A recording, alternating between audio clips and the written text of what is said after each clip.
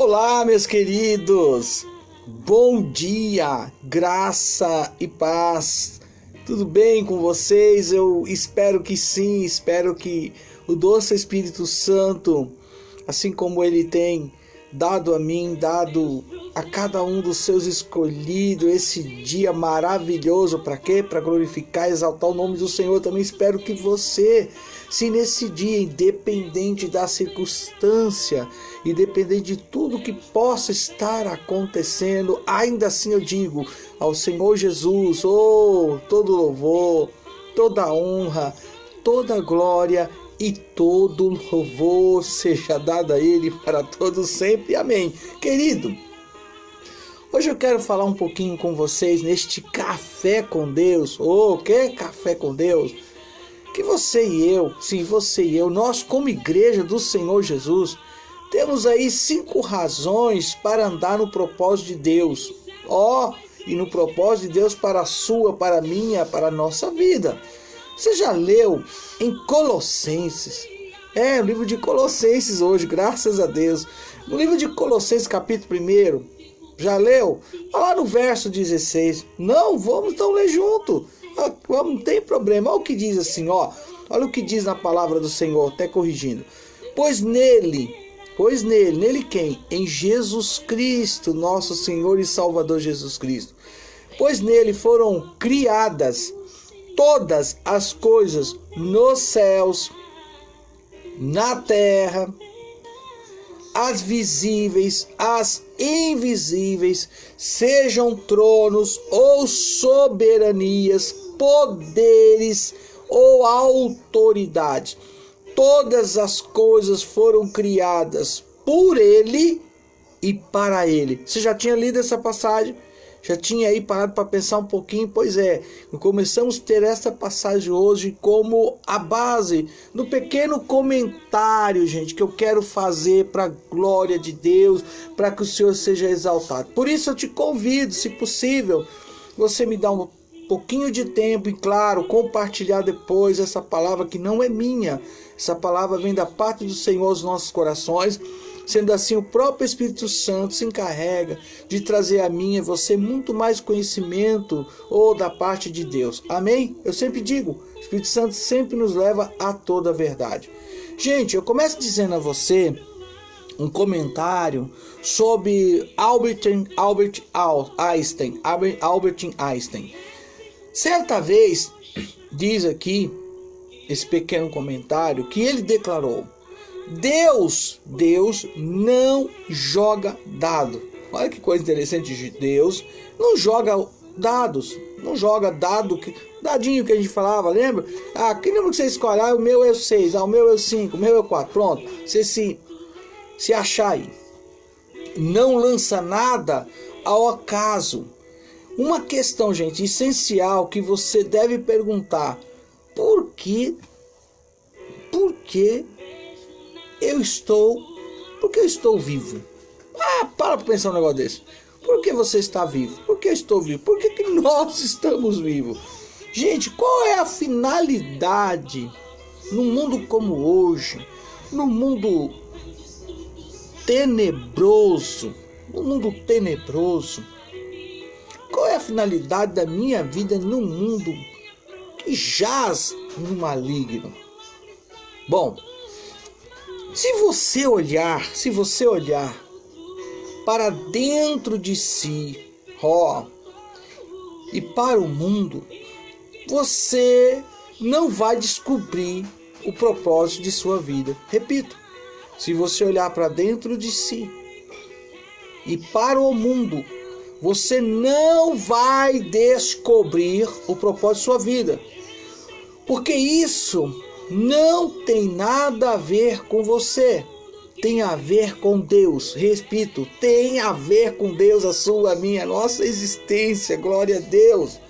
Deus nunca cria nada, gente, sem propósito. Creia nisso, entenda isso. Eu e você, nós, olha, estamos neste mundo, fomos criados com um propósito divino, com um propósito que vem da parte do nosso Deus.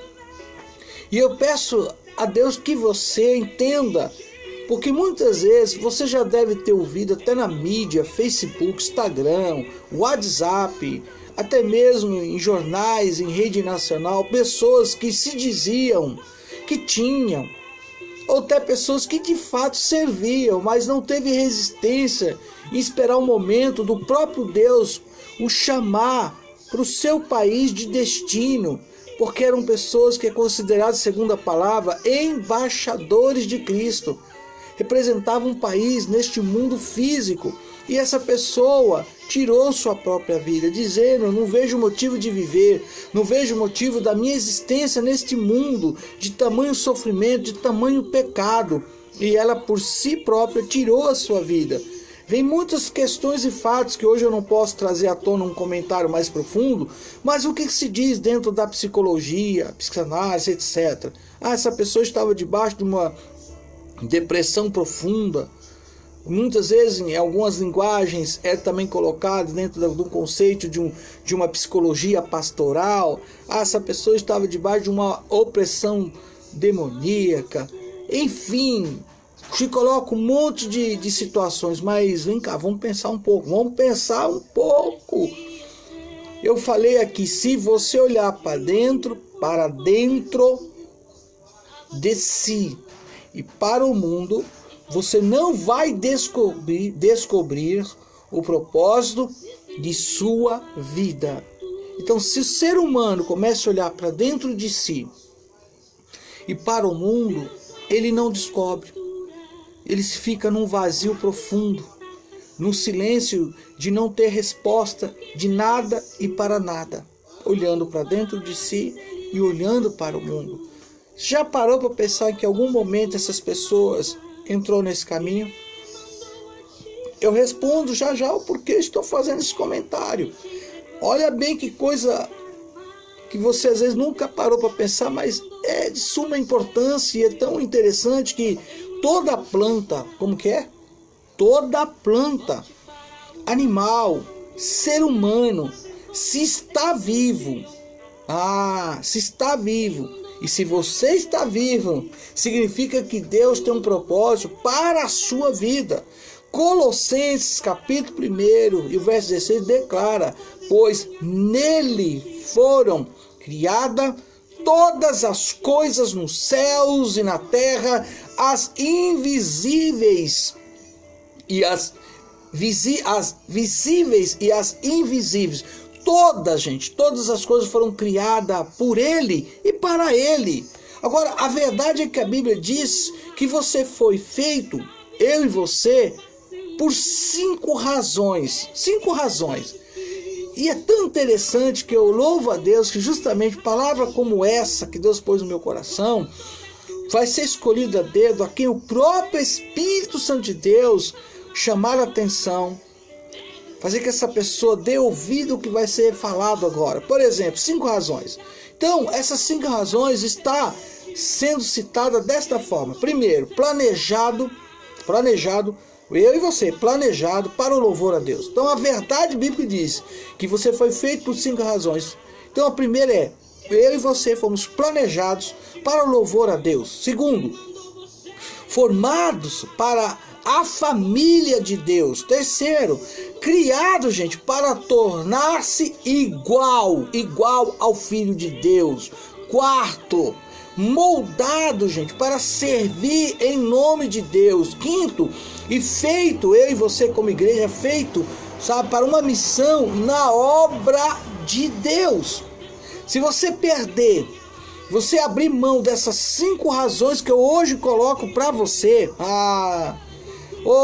perca essas 5 razões e você perderá a razão da sua própria existência. Repito, perca essas 5 razões citadas que foram aqui colocadas e você perderá a razão de sua, melhor dizendo, existência. Gente, eu e você, como pessoa escolhida de Deus, aleluia, eu e você, não é um acidente, nós, querido, fomos planejados pelo próprio Deus para viver com propósito. A vida na terra é uma preparação para a vida no céu com o próprio Jesus Cristo. Eu dou glórias a Deus, eu digo aleluia por essas 5 razões, da qual eu e você não pode abrir mão. Oh, eu e você planejado, nós fomos planejados.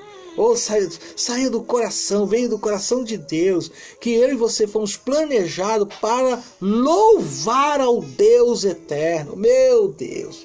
Oh, a primeira razão aponta para aí. Por que o texto diz que Deus procura os verdadeiros adoradores que o adorem em espírito e em verdade? Oh, glória a Deus por isso. Então vamos continuar. Veja bem que o próprio salmista diz no Salmo 149, o verso 4. O salmista também, ele mesmo declara: o Senhor agrada-se do seu povo. Você foi criado para o agrado de Deus, para a satisfação e o prazer desse Deus eterno, nosso Senhor. Quantos aqui são, por exemplo, hoje, na face dessa terra, um pai e uma mãe? Pensa nisso, quantos são? Muitos de nós, como eu, como você, que é um pai, a você, querida serva de Deus, que é uma mãe, você se agrada de observar os seus filhos? Oh, glória a Deus! E hoje não só os meus, mas também os netos. Olha que coisa interessante. Pois Deus se agrada em observar você, eu, todos nós nessa terra. Você foi criado à imagem de Deus e recebeu a capacidade de relacionar-se com Ele, o nosso Deus, o Deus Criador. Aleluia! Você foi criado para ter um relacionamento, gente, com Deus. E eu digo mais, que privilégio do ser humano, meu Deus, ser criado, para ter um relacionamento com o próprio Deus, o Deus eterno, o Deus que a Bíblia cita, o mesmo Deus que é o ontem, hoje, eternamente, segundo Hebreus 13:8. Eu glorifico a Deus por isso. E digo mais, o próprio Jesus ensinou isso: ame o Senhor, o seu Deus, de todo o seu coração, de toda a sua alma, de todo o seu entendimento. Este é o primeiro amor e o maior mandamento. Mateus capítulo 22, o verso 37, 38. Deus, ele é honrado quando nós o amamos acima, gente, de todas as coisas. Então, meu querido, minha querida serva de Deus, então se você conseguir fazer isso, sua vida terá cumprido o seu propósito principal. Senão, você terá falhado totalmente. O tempo usado para expressar o amor a Deus é adoração. Vou repetir. Olha bem, o termo usado para expressar o amor a Deus é a adoração. O propósito principal da sua, da minha, da nossa vida é adorar a Deus. O que significa isso? Eu digo o que significa. Significa mostrar amor a Deus, vivendo uma vida que o louve, que diga: eu e você fomos planejados para o louvor e a glória de Deus. Oh, meu papai! E eu ainda digo a você, nesta manhã, nós fomos criados para a família de Deus. Como é que é? Sim, meu querido, nós fomos criados para a família de Deus, porque está escrito em Efésios 1:5, em amor nos predestinou para sermos adotados como filhos por meio de Jesus Cristo, conforme o bom propósito, da sua vontade.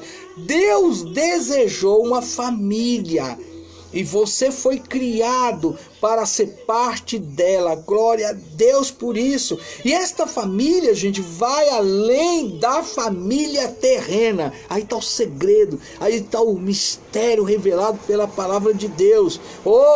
E esta família, qual a família de Deus? A igreja de Cristo. Aleluia! Vai além da família terrena. Por quê? Porque é eterna, como lemos em Hebreus capítulo 2 e o verso 11. O que diz lá? Claro que eu vou ler para você já começar a ter entendimento que você faz parte da família de Deus. Ora, tanto o que santifica quanto aos que são santificados provém de um só. Por isso Jesus não se envergonha de chamá-los irmãos. Uau! Aleluia! Glória a Deus! Olha bem a palavra. Ser um discípulo do Senhor Jesus Cristo, gente, é ter vida cristã. Não é somente acreditar, é também pertencer à família de Deus. A igreja de Cristo, ela é uma família de Deus. Então, tanto eu como você tem que entender que, olha, não é uma instituição religiosa, não, um clube de negócios ou uma organização, é um organismo. Conseguiu entender? É um organismo, é uma família. Que família? A família de Deus. É a família de Deus. Olha outro propósito para que você entenda por que você existe. Por que Deus te escolheu, como eu comento sempre, na corrida da vida. Quando você meramente era um espermatozoide, Deus falou, eu quero esse, eu quero ela, eu quero esse. Deus escolheu e trouxe à existência o que você é, o que eu sou, o que nós somos. Porque Deus nos escolheu para Ele. E tudo que nós somos é dele. Aleluia! Glória a Deus, que palavra linda, gente. A igreja é uma família de Deus.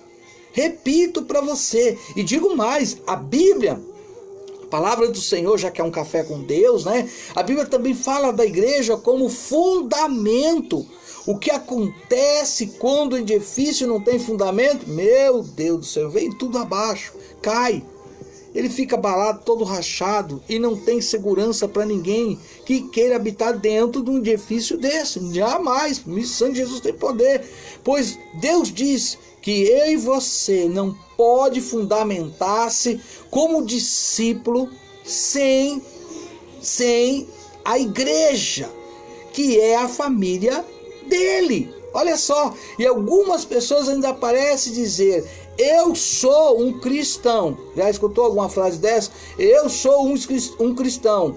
Só que eu não quero compromisso com nenhuma igreja. Peraí, não estou entendendo. Eu sou um cristão. Eu só não quero um compromisso com nenhuma igreja. E aonde se encaixa isso? Tem mais. Aí é a mesma coisa de alguém dizer assim. Um exemplo que eu quero te dar. Olha, você diz, poxa vida, ser um jogador de futebol de time. Eu sou um jogador aí de futebol, né, de time. Mas que time? Não, eu sou um jogador de futebol sem time. Mas como assim? Não tem como, não existe isso. Ou então você dizer, eu sou um soldado sem exército. Como assim? Não, querido. Um jogador de futebol sem time, ou um soldado sem exército, ou até mesmo vou me colocar numa posição, ser um guitarrista sem guitarra, né? Ou uma abelha sem uma colmeia. Puxa vida, tá difícil, não tem como. Como você se sentiria, por exemplo? Olha um exemplo mais forte para você compreender que não existe esse tal cristão dizendo que é cristão sem igreja. Sem ser igreja de fato, não existe. Mas vamos pensar, poxa, aí você para assim para pensar, porque ontem, graças a Deus, na nossa célula de administração, nós aprendemos algo lindo da parte de Deus que fala sobre o corpo. Aí a minha mão resolve dizer assim, eu sou uma mão sem braço. Eu sou uma cabeça sem corpo. Eu sou um corpo sem cabeça. Não existe isso, gente. Mas tem muita gente entrando por esse caminho. E aí não funciona. A razão pela qual Deus escolheu a família como a descrição da igreja é porque nela os membros são irmãos entre si e todos devem se amar. Há um mandamento que Deus diz, amem uns aos outros. E esse mandamento aparece 58 vezes na Bíblia. Participar da família de Deus significa estar em comunhão com as pessoas de Deus, como está escrito em 1 Pedro, gente, 3:8. Quanto ao mais, tenha todos o mesmo, o mesmo modo de pensar. Quanto ao mais, tenha todos o mesmo modo de pensar. Sejam compassivos, ame-se fraternalmente, sejam misericordiosos e humildes. Você é planejado para o louvor a Deus, isso é adoração. É formado para a família de Deus e isso significa comunhão. Glória a Deus! E ainda continuo a dizer algo para você nesse Café com Deus. Eu e você, nós como igreja, pessoas escolhidas por Deus, nós fomos criados para tornar-se igual ao Filho de Deus. Por isso que eu amo o discipulado. Por isso que eu sempre entro no caminho de dizer que uma coisa é dizer ser crente, outra, como foi falado, dizer eu sou um cristão, mas ser discípulo é o que o próprio Jesus ordenou. Ide, fazei discípulos de todas as nações. Gente, hoje Deus não tem mais um filho único, unigênito, como diz em João 3,16. Entenda, por favor, o que vai ser falado. Deus agora, de fato, ele tem muitos filhos, sendo que deles, Jesus Cristo agora é o primogênito. E sobre estes outros filhos de Deus está escrito, também os predestinou para serem conforme a imagem, olha bem, a imagem de seu filho. Como é que é?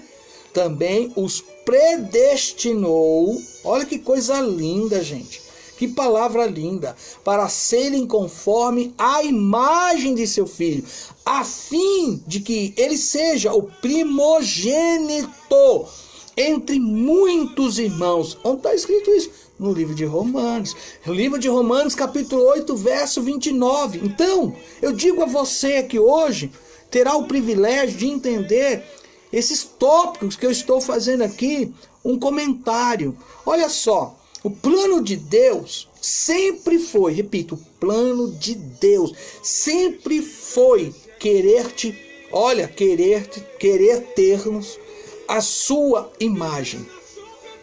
Este é o plano de Deus. Sempre foi querer ter cada um de nós que somos os seus escolhidos. Olha bem a palavra, gente. Que coisa linda. Olha bem, a sua imagem, para fazê-lo a sua semelhança. Você já parou para pensar nisso? Você já tinha parado para pensar nisso? É aí que está a questão, está a luta no mundo espiritual. Quanto mais você se parece com Jesus, o inimigo sempre tenta distorcer em você e em mim esta imagem de Deus, para que as próprias pessoas vejam que eu e você, por exemplo, muitas vezes não está servindo a Deus de acordo com a vontade descrita na sua palavra. E ele luta para que esta imagem seja distorcida. E o Espírito Santo luta, peleja, ora, até com gemidos inexprimíveis diante de Deus Pai, para que ele consiga que eu e você, segundo a vontade de Deus soberana, segundo também o nosso querer, ser transformado cada dia. E hoje é dia de transformação. Hoje, alguma área da minha, da sua, da nossa vida, o próprio Espírito está transformando para que a gente, seja como está falando aqui.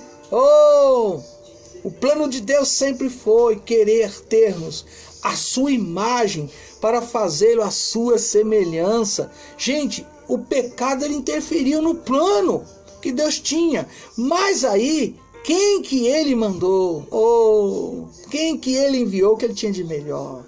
Ele mandou seu próprio Filho, Jesus Cristo, à terra, para restaurar o que se havia perdido. E de tal forma que pudéssemos nós, eu e você, como igreja de Cristo, ser salvos. E sermos ainda como seu filho. Oh meu Deus, aleluia, glória a Deus. E não é tanto, gente, não é tanto a carreira, mas o caráter que enche os olhos de Deus. Por quê?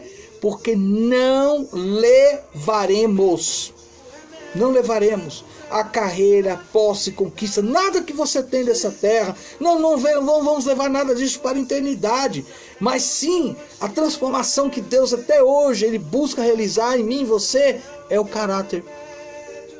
É o caráter. Por isso que a Bíblia diz: seja a atitude de vocês a mesma de Cristo Jesus. Filipenses capítulo 2, verso 5. Olha que palavra. Seja a atitude de vocês a mesma de Cristo Jesus, como está em Filipenses 2,5. A Bíblia também ainda nos diz, ó, o café com Deus, aleluia. A Bíblia também nos diz, para que eu e você tenha a mesma mente de Cristo.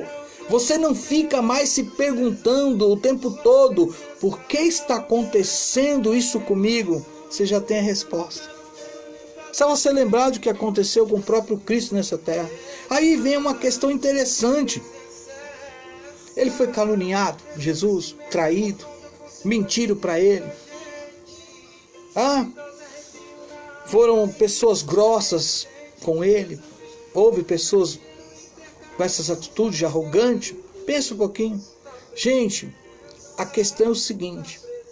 Eu e você, para se tornar igual a Jesus, a resposta está lá em Gálatas, para quem não sabe, capítulo 5, verso 22 e verso 23.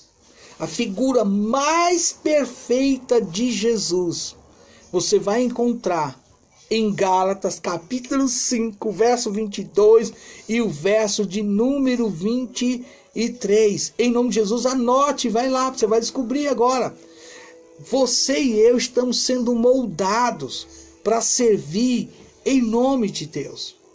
Repito, eu e você, como igreja de Cristo, estamos sendo moldados para servir em nome de Deus. A Bíblia diz em Efésios 2,10, porque somos o poema de Deus. Eu lembrei até da passagem, porque existe essa palavra no grego. Porque somos a criação de Deus, realizada em Cristo Jesus para fazermos boas obras, os quais Deus preparou antes para nós a praticarmos. O outro nome para essas boas obras é a palavra que ontem eu ensinando na escola, na célula de evangelismo, e eu ali trazendo um comentário sobre Efésios, capítulo 4, verso 11 e 12, a outra palavra para as boas obras é ministério. Deus dá à sua igreja ministério. Há uma confusão por causa desses títulos que eu nunca vi. E quando alguém tem esse entendimento, glória ao Pai, glória ao Filho, glória ao Espírito Santo, tudo muda.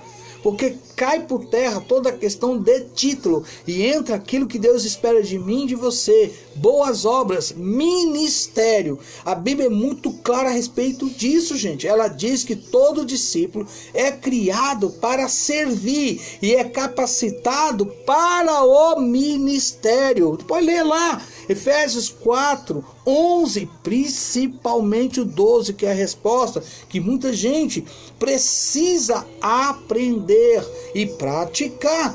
Oh, glória a Deus! Cada discípulo, ele é membro do corpo de Cristo, que é a igreja, e é um ministro singular, ou seja, existe 5 coisas que mostram que você é único. Como é que é? Exato! Existem 5 coisas que mostram que você é única. A maneira de ser, olha aí, ó, as origens, a sua lista de dons espirituais, o desenvolvimento de habilidades, as suas experiências.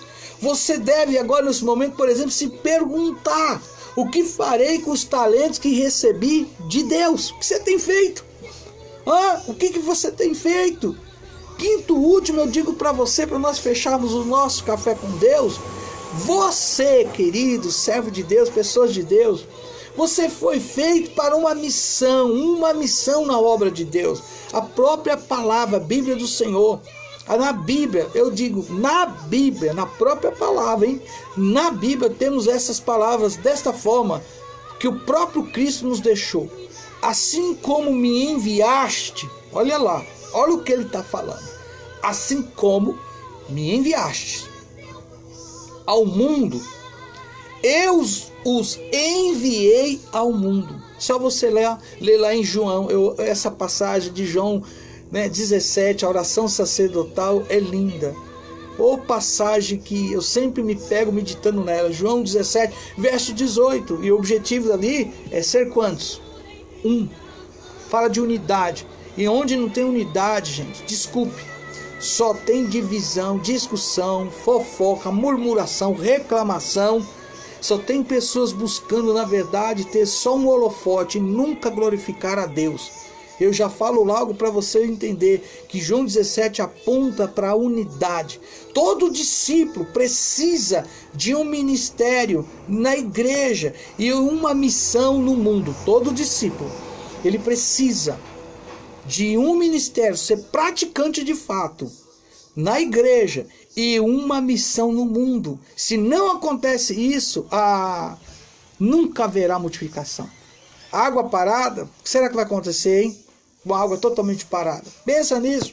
A Bíblia ainda diz que somos embaixadores de Cristo, como se Deus estivesse fazendo o seu apelo por nosso intermédio. 2 Coríntios capítulo 5, verso 18 e 20. Agora eu te pergunto, qual é a nossa missão, a sua, minha no mundo? Qual é? Se você quer a bênção de Deus, na sua vida, você precisa se preocupar com o que ele mais se preocupa. E com o que será que Jesus mais se preocupa? Pensa um pouquinho, pensou? Chegou a uma conclusão? Glória a Deus por isso. Gente, vamos pensar agora. Trazer aqueles que não são igreja. Trazendo essas pessoas para de fato ser igreja. Trazer os que são, né, os sem igreja, os que não são igreja. As pessoas que ainda não se rendeu ao evangelho. Sim, por isso que eu falo, é id, mas a questão não é o id, é fazer discípulo. Todo mundo está errando aí. Eu fui, mas fui e aí o resultado? Não tem resultado, então não fez discípulo. Não concluiu aquilo que Deus espera de mim, de você. Qual é a minha, sua, nossa missão no mundo? E vamos pensar agora, refletir nessa palavra. Pense no quanto Deus se preocupa com os que não são igreja. Lembre-se de tudo que ele fez por mim e por você naquela cruz. O próprio Paulo, o apóstolo Paulo, ele estava apaixonado e ele declara desta forma esse propósito pela qual ele aceitou o desafio de falar deste evangelho. Por isso que ele fala, o evangelho é o poder de Deus. Então somente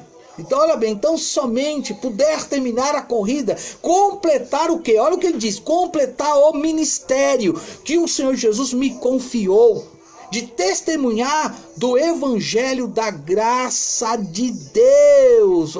Meu papai.